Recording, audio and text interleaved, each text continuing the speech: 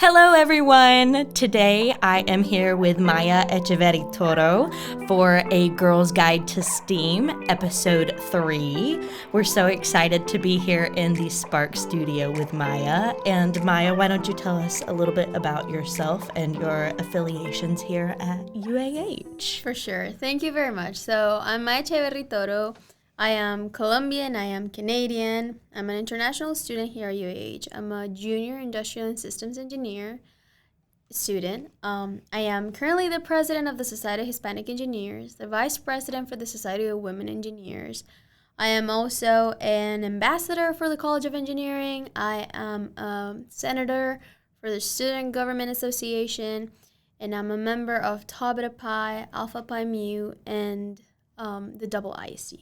Wow. It seems like you just have a lot of presence here on UAH campus, and I know that UAH is so grateful to have you here making a difference in the College of Engineering.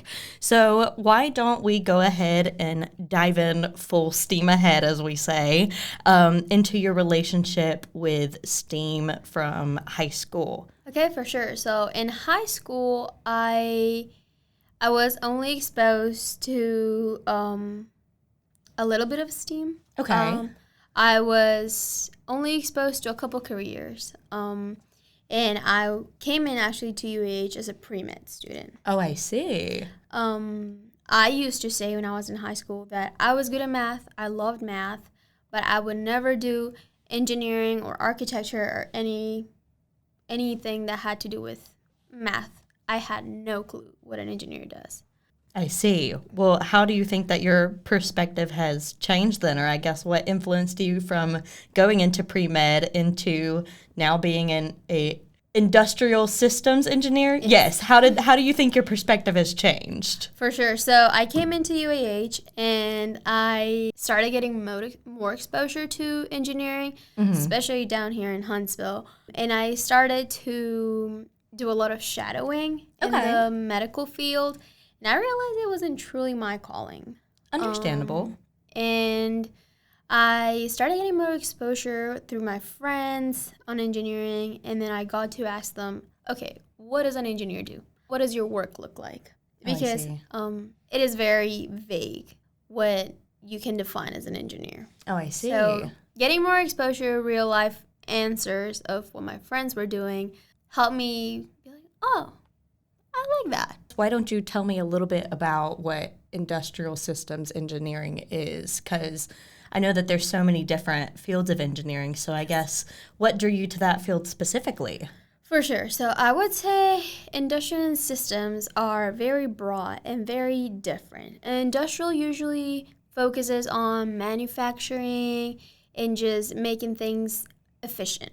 Okay. If you have a layout, if you have a process, you're trying to make it more efficient. And after you made it more efficient, you're trying to make it more efficient. And then systems, let's say you're building a rocket and you need your mechanical parts, which are your moving parts. You need your electrical circuits, all of that, the wiring. So that's an electrical engineer. Mm-hmm. You would need some of the parts of the structure, so maybe a civil engineer. You need all the coding on it, so you need a computer engineer. And then a systems engineer is the one that integrates all of those parts. Oh, I see. And they make sure that it all goes together well. Gotcha. And looks at things as a system. So it seems like industrial engineering, there's quite a bit of room that you can be able to kind of, I guess, manage your career path in a way. Yes. It's not necessarily like the most vague, but it's the most broad spectrum. It is, for sure. And that's what I liked because you can look at everything as a system. Yeah. So you can go from HR to work at NASA. Oh, I see. It depends on what you like. I want to focus my career on engineering management. Oh, I so see. it's seeing in project managing, which is seeing, again, things as a system and making sure that they work together efficiently. Would you mind going into some of the misconceptions about engineering or misconceptions that I guess you had about engineering prior to getting into it? Absolutely. So the biggest thing was that engineering sounded so unachievable. Oh, I see. It sounds very difficult. It sounds like, which it is not an easy degree. but I don't think any degree is easy. Oh, no. And there is a lot of math, but everything is obtainable. I see. If you work hard for it, you can get there. And it's progressive. You're not going to be put into something that you have no clue where it came from. You are looking at math and you're looking at physics since you're in high school. And then you just build on and build on and build on. So I think that's the biggest one. When I think of engineering, I get intimidated just thinking about it, of like, oh my goodness, that is a lot. And I have a lot of respect for friends who are in the engineering department as well studying. So kudos to y'all. But I totally understand how once you're finally in that field of studying, it's like, oh, okay, like this is really interesting and fun. And I can kind of find a way to work with it and stuff. Absolutely. Yeah. And your degree, you have 4+ years, and you will learn baby steps. Oh, yes. What do you need? You're yeah. climbing up a ladder. It's obtainable. Yes. You can do it. Exactly. You can do it. I guess I know that you mentioned earlier that you had some friends in engineering that kind of motivated you to get involved in engineering. I guess, was there anything else that inspired you really to go into engineering? Or was it just kind of that pure motivation of, this is something that's totally obtainable and interesting? So I think it was initially my friends, but they were very different fields of engineering. They did help me understand it a little bit more, and then that sparked interest in me, and I did more research. And that's how I came about deciding on which engineering field, which sometimes is a little bit of a struggle for people to find out which field they want to do. Yeah. But I think just research, and I knew that what I wanted to do degree-wise, I wanted it to be challenging. I wanted it to make me feel personally successful, that I can do obtainable, achievable things that can help me feel like, okay, I'm doing a good work. And I found all of those things within engineering, and I feel like within industrial engineering, I like the aspect that it's a little bit more social, and you get a chance to interact with people more. So I think that's what pushed me into the industrial side. Like you were saying, it is a much more sociable field. Is there anything else really completely different from the other fields of engineering? For me, it was. And I also like how broad it is, because Right. you can work basically in any company. For example, one thing that I am very interested on is there is a very, very big demand for industrial engineers at amusement parks. Really? So the Disney has an industrial engineering program, and they have a lot of industrial engineers, same as Universal Studios, because it's all a system, and you need layouts to move people a certain way, and you need to also make sure that there is a flow so that there's not too long of a line and that people are moving throughout the park. And there's just so many applications. You can also apply to hospitals and hospital design. Really? Dang.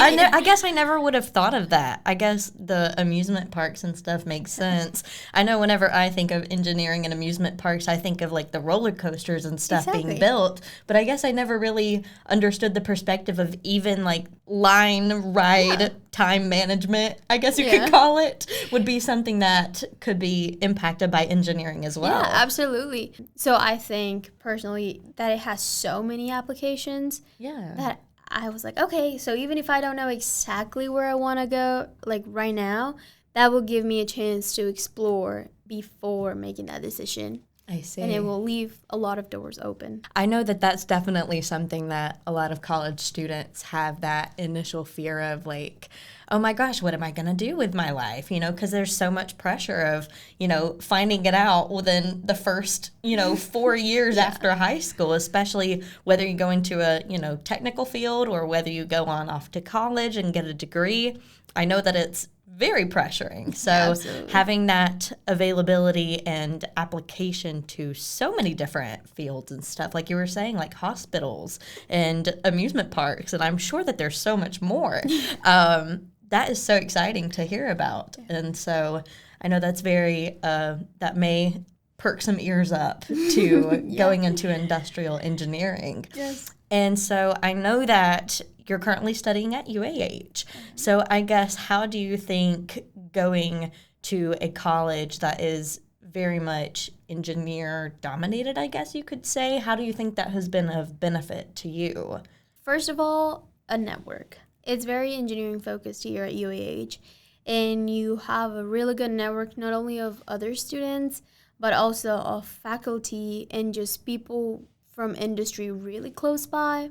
So, for example, for organizations, we have a lot of people from industry come and give us talks. Oh, I Since see. it's very engineering heavy in Huntsville, we can pull from those resources, and it's been very good for professional development events and just building that network, getting those LinkedIn connections up. Oh, yeah. Get those LinkedIn. That's very important. Yes, but it's very, very helpful. It expands your horizon, and it just makes you feel heard and that you belong. I see. And there's like most of the people I know are engineers. So it also makes me struggling not seem that bad. Yeah. Because if we're all struggling, then Right. Struggling together. It's all about Exactly. community. It very much does sound like what you're talking about is that being in a city like Huntsville and at a university like UAH, it's very much community oriented when it comes to the engineering field. And so that seems like such a great relief to hear about, especially if you are planning on going into engineering, of all those resources and LinkedIn connections, of course, and possible internships. Yes. It sounds like there's just a lot of opportunity available. Absolutely, yes. And here in Huntsville, you have basically every company Oh, for sure. looking for engineers. So having those connections and also being able to speak to your professor, since UAH is small, it is much easier to build a connection and a relationship with your professors. And they also, most of mine at least, have industry experience and they have connections in the field. So they're able to say, oh, hey, I know a friend that's looking for an intern or anything. And they will pull from within classes sometimes. So that networking is very important then when it comes to getting your foot, I guess, through the door into the engineering field. Absolutely. Yeah.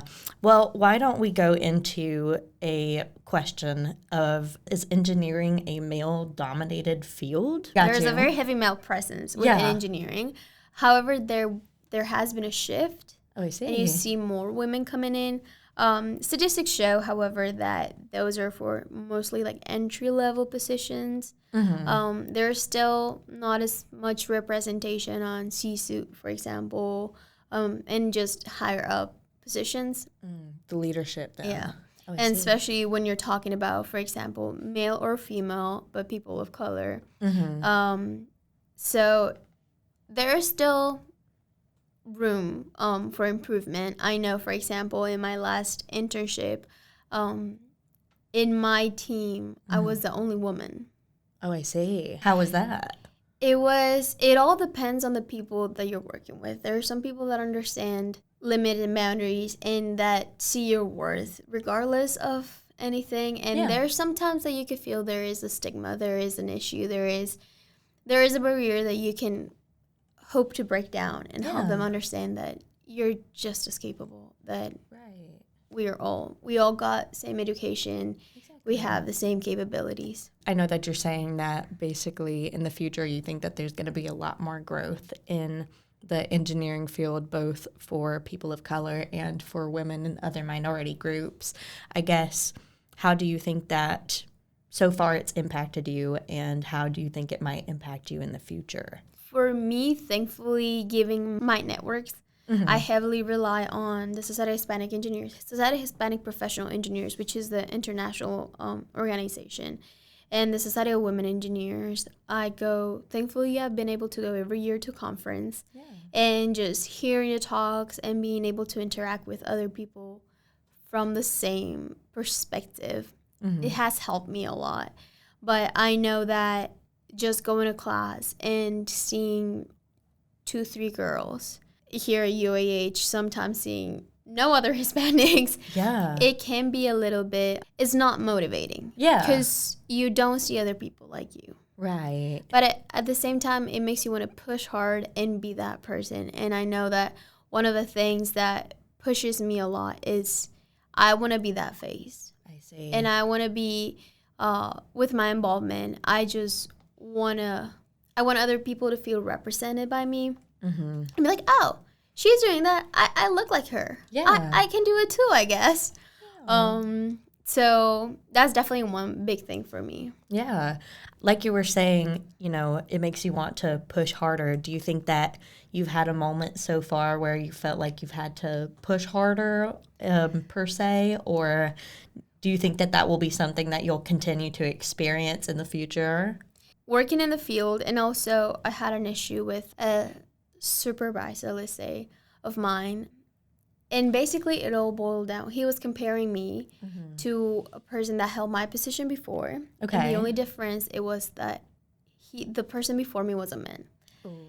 And he wasn't a great leader, the person that held the position before me. Okay. He wasn't a great leader, but just for seniority, we let him keep the position. But me and another friend were the ones doing the work behind the scenes anyways. Oh, that's so frustrating. And then I took the leadership position afterwards, and we hit record numbers on attendance, on events, on connections and everything. Like, it was the best semester for our organization. Yeah. And then basically the supervisor had a meeting with me, and he had complaints which were not based on any data or anything to back it up. And it was just a direct comparison of, basically, he was a guy, he was doing it better. You're joking. I wish I was. I did not cry, though, which I was very proud about. I'm very proud of you, too. And whenever I would try to come back and try to say, hey, now, like, we did this, we did that, we've done this and that, he'd be like, I forgot how feisty Colombians are. So not only being a woman, but also as a person of color, too. Like, what? Yeah. Oh, my gosh. It was just wrong all the way. Yeah. And I was very frustrated. And I did not cry, which I'm very proud about. Yeah. I kept on trying to defend my position and trying to explain, no, we're actually doing great. Right. And I just kept on being shut down. That's so just frustrating. I don't know any other word to say. Frustrating. But thankfully, it got resolved. And one thing I will say is work on having a network of people that will back you up. Yeah. And that have you and that look out for you. Because I did look up to a person that I know helps me every time. And she's a woman in STEM, and she is amazing. And she helped me do the proper procedure, escalated it how it needed to be. And after that, I have had no encounters with that. Well, that's great. Yes. It seems like definitely having not only just a network, but a network filled with great people is so important, especially as you're establishing yourself. Absolutely. And having mentors, having just great people that have your back. Yeah. And that they know what you do, and they know you enough for them to say, no, that's not how it is. That's a very just impactful story to hear. I'm glad that everything's resolved now. Absolutely. Man, it gets me riled up and stuff hearing about that. Absolutely. And it's very, sadly, is still something that we need to, as a society, break through. Yeah. And women need to speak up. And the thing is, especially when you're just coming out of college or you're still in college, you don't feel like you have that power or that voice. Right. I know also in my first internship, very first day of work, my boss wasn't there, but the team and another guy, they were like, oh, it's your first day, let's go all out for lunch. And I was like, that's amazing, yes, thank you. Yeah. And so they were like, oh, let's just carpool. And I was like, perfectly fine with it. We got in the car, and so it was 4 other men and me. And it's already a little uncomfy, but... Yeah. And then somebody swerves in front of us, and they were like, women shouldn't be allowed to drive. And I'm just sitting there like Okay. Oh, God. And the worst part is sometimes we let that happen. And at the moment, I said nothing because those are all people that work here. I'm just an intern. Right. And also on your first day, too. Exactly. So that's a sad thing. But from what I've heard of other mentors of mine is you build up. Until you learn to put your foot down and say that is an acceptable comment. Exactly. And moving forward, I know now I'm much more aware of it. I think that one in the car was the first time that I realized, oh, okay, this is a real thing. Yeah. And I was like, I know why I'm in Suite 4. Yeah. I am sure that is just completely shocking to experience. I know it's different from hearing the stories of Absolutely. fellow colleagues or mentors versus actually experiencing it yourself. Absolutely. That can make such a big impact. So. Absolutely. And every year I go to conference, and before that I've been to 2 conferences for the Society of Women Engineers, which are huge and international. And I would hear the talks and I would be so inspired. Yeah. And I was like, yes, girl power, this is what we need. But not really understanding why. Right. And not really that sounded more like a hypothetical, like.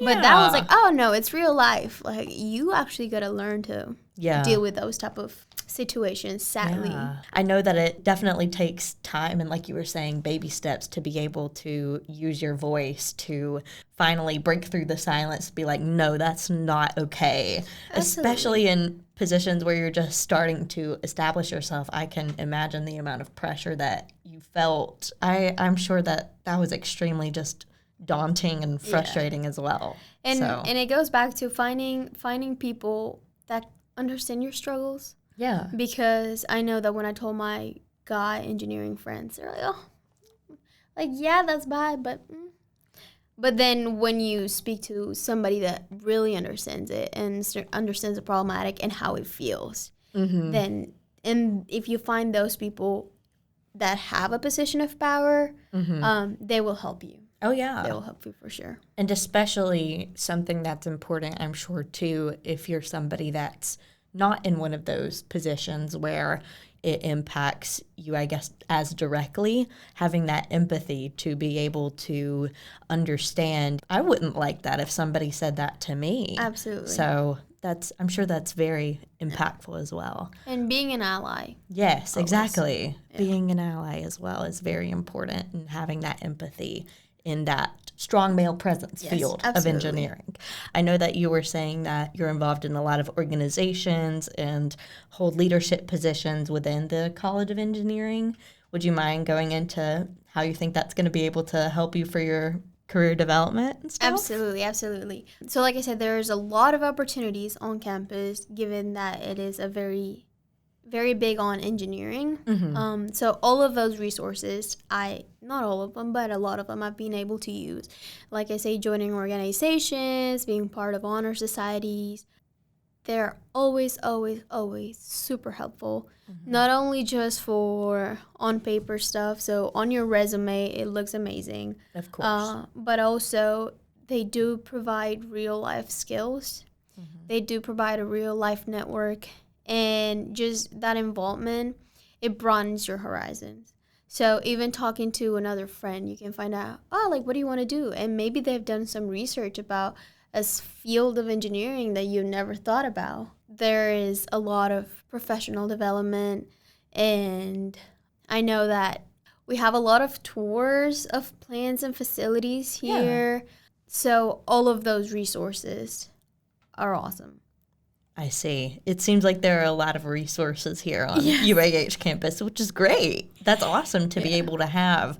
And I know that it can be kind of daunting at first to reach out or branch out into those, but the benefit is so important. And another one that I forgot to mention is research.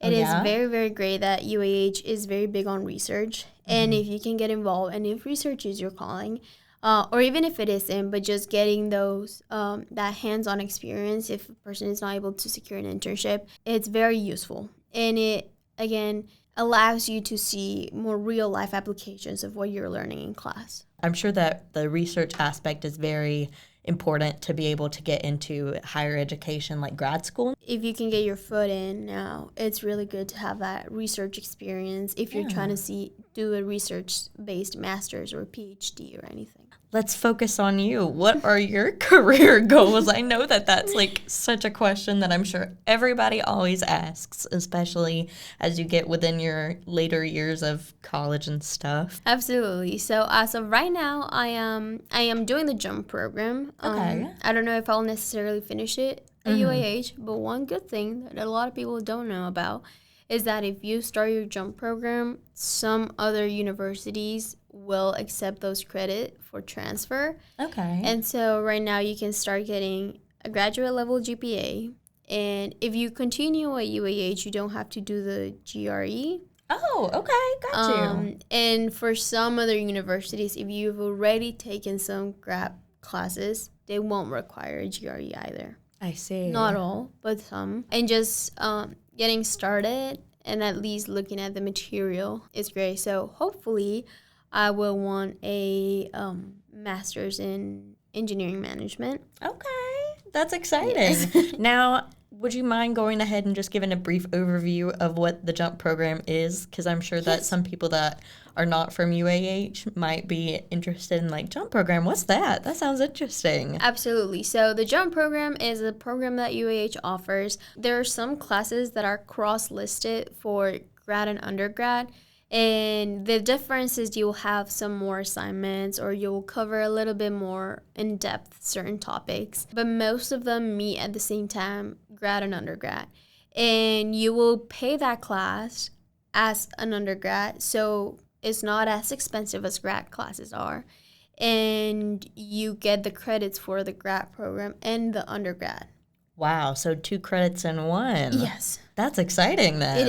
It is. And then you're saving time, you're saving money. And for people that want to finish their master's here, then it would only take maybe 1 year instead of 2, depending on how many classes you took as an undergrad. But it shortens the time for sure and makes it easier to get your master's. Yeah, that sounds like such a great resource that UAH has. And I'm sure that you've enjoyed it so far, being able to take advantage of not only the lower price, but also going ahead and just getting started on your master's and stuff early. Seeing all my transcript right now that I have an undergrad and a grad transcript is pretty fun. Yeah, that's awesome. Yeah. I know that will be able to, help you in your career. And so Yes, kudos absolutely. to you for going ahead and jumping into that jump program. Why don't we go ahead and jump into, pun not intended, do you think that engineering is creative, or do you think that engineering is like STEAM of science, technology, engineering? Well, obviously engineering, but art and math. Do you think it's creative? Absolutely. I think that that's what I like the most about engineering. I am very creative. I like being in touch with that side of me. I like arts and crafts, coming up with different things to do. And you need creativity for engineering. You learn some rules, basically, and you have a tool belt with you. And then you go into the real world and try to come up with something where you're using those tools to fix or create, or I think fix or create will kind of narrows down engineering. Yeah. But you definitely need creativity. Let me rephrase. You don't need it because there are some aspects that are more just technical, but you can definitely use it. Yeah. It's very beneficial. It is. Absolutely. There you go. There we go. Yeah, I guess whenever I think of engineering, or I guess I must have had the thought earlier or before actually learning in depth about engineering, of that it's very much just technical.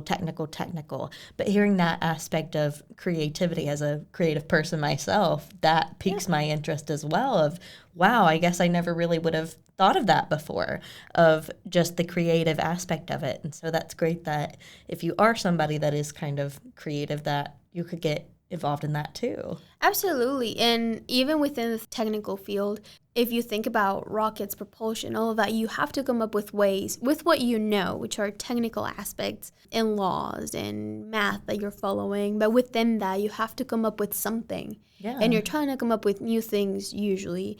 Or even in a not so technical aspect, for example, what we were talking about, the Disney parks. Yeah. You have to be creative and say, okay, well, what can we do? Right. Should we make the line go one way or another? How do we develop the actual park? And it just requires creativity to an extent, for sure. Yeah, it sounds very much like the real life application is very much just hands-on and just going for it. And that's a lot of pressure to have. So Maya, how do you girl boss without burnout in a career like engineering? Because it sounds like from what you're saying that it's a lot of work to be able to not only study but in application as well. I think time management, it's very important. I know that I'm very active and I have positions that require me to have meetings and have office hours and all of that. But knowing that I have those times taken from my day makes me use the time that I have available better. Oh, I see. And I also make sure within my days or my weeks to have time for me to decompress. Ooh. And I also need to be in touch with my arts and crafts and music. I play the ukulele, the electric guitar, the piano. Dang! And I love to sing. So, for example, that's one way that I'm like, okay, I need to relax for a little bit. I'm going to go play the piano. Oh, I see. Or I also, even with a friend, during finals, we just go paint. I love that. Or I picked up like air clay pottery not long ago. Ooh. But just being in touch with stuff that I like and that I enjoy and that there's no need of productivity behind is just for me to enjoy. Right. Also naps. Naps are great. I can second that. I can second both of those. Naps are proven by science to help you get information from your short-term memory to your long-term memory. And they are just great. They're so great. Oh my gosh. Whenever I have the chance, I'll take a quick little nap. I second that. That's a good idea. Well, that is great hearing that, like you said, time is so valuable. And so being able to effectively use that time for yourself to take care of yourself in a way. Absolutely. So important. I think one big thing, and it's been my mom, she's engraved that into my mind, but sometimes not being productive is being productive. And I used to be like, no, I need to be doing something productive all the time. And she'd be like, you are just getting to a point where you're tiring yourself and then you're not resting, but you're also not being productive. And right. I'm just sitting in front of a computer blankly staring at it. So she would be like, if you're feeling a little bit down, take a nap, do something that you enjoy. Being non-productive is also being productive. Yeah, it's kind of like having like an electric car or something. You're going to have to recharge it at some point because it can't just run on nothing. It can only, Absolutely. It can only go so far. So you need to recharge it. So recharge your mind as well. Yes. Well, that's great advice. What other advice do you have for women who are interested in going in a STEAM career so far? Absolutely. First of all, you can do it. Second of all, I would say the biggest thing for me is find your advocates, find your network that will make or break your experience. And for me personally, get involved. Getting involved has been great. It's opened so many doors, and it makes me more interesting and more passionate in what I do. I see. That's some great advice. Why don't we dive into, I guess, how can somebody go ahead and start getting to work on their career development or something in undergraduate or in high school? Absolutely. So for college, I would say network as much as you can. Even if it's people that are outside of your major, outside of your college, talk to them. What are you interested in? What do you learn about? What do you do? And if you hear from professionals as well. And then in high school, I would say to research a lot about all of the fields out there, because there are so many career paths nowadays and so many that are interested, and we are still very narrowed in what we're presented, or at least I was. Mm-hmm. So just doing that research, or if you're not sure, you can come into college undeclared or start out something and you might find your passion. Like, you can change your major after you're started, but the earlier you gain that exposure, the faster you can make sure you're in track for what you like.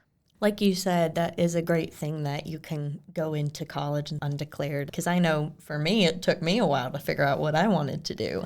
So being able to have that as a good resource as well. Absolutely. Of just kind of figuring out what works for you. And like you said, that research is something that is so important, because I know whenever I was in high school too, I had a narrow sort of mindset of what sort of positions are available. And like you said, like even for engineering and stuff, there's so much that you can do. My friends, my closest friend group, the ones I graduated high school with, we all went into college and we all changed our majors.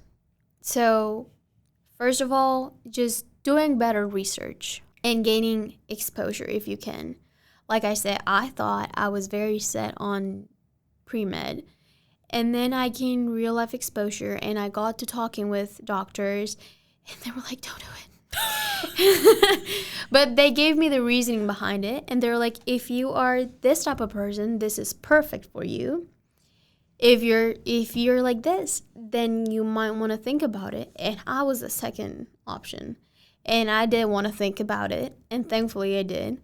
But just doing the research and gaining exposure, and the only way you can gain exposure is by putting yourself out there. Shadowing if you can, asking as many questions as you can. That's all very good advice. Like you were saying, I know more people that have changed their major and changed their major multiple times than I have not. I feel like it's very rare to not change your major and stuff. Absolutely. And college is such a great time to be able to figure out what you want to do. It's okay if it, takes a little bit longer, or, if you're right on track, that's great, but it's okay if you take a little bit longer too, because you're changing your mind. Like you said, I could probably count them with the fingers in my hand, the people that were like, I want to do this, and did that.